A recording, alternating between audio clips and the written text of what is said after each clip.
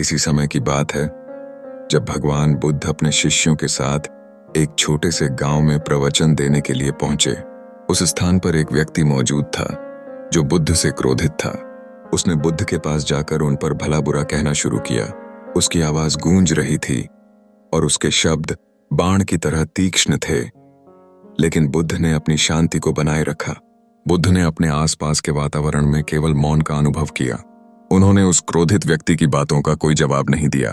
वह व्यक्ति कितनी बार चिल्लाया, कितनी गालियां दी, लेकिन बुद्ध की आंखों में न तो क्रोध था न ही घृणा।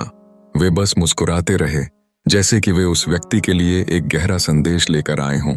जब वह व्यक्ति थक गया और उसकी आवाज बंद हो गई, तब बुद्ध ने मुस्कुराते हुए कहा, यदि कोई व्यक्ति तुम्हें उपहार देना चाहे और तुम वह उपहार न लो, तो वह उपहार किसका रहेगा? व्यक्ति ने सुनीता से उत्तर दिया, जिसने देने की कोशिश की उसका। बुद्ध ने फिर कहा, बिल्कुल सही। जब तुम मुझे अपशब्द कह रहे थे और मैंने उन्हें स्वीकार नहीं किया, तो वे अपशब्द अब भी तुम्हारे ही हैं। उस व्यक्ति का चेहरा बलशाली गुस्से से अचानक शर्म के रंग में बदल गया।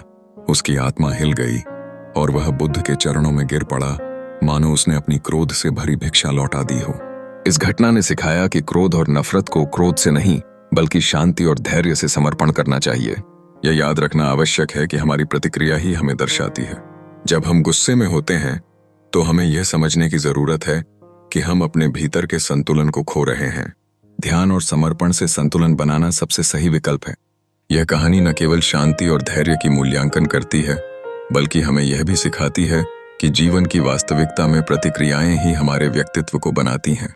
इसलिए चाहे हालात कितने भी प्रतिकूल क्यों न हों, हमें हमेशा बुद्धिमत्ता और मन की शांति को बनाए रखना चाहिए।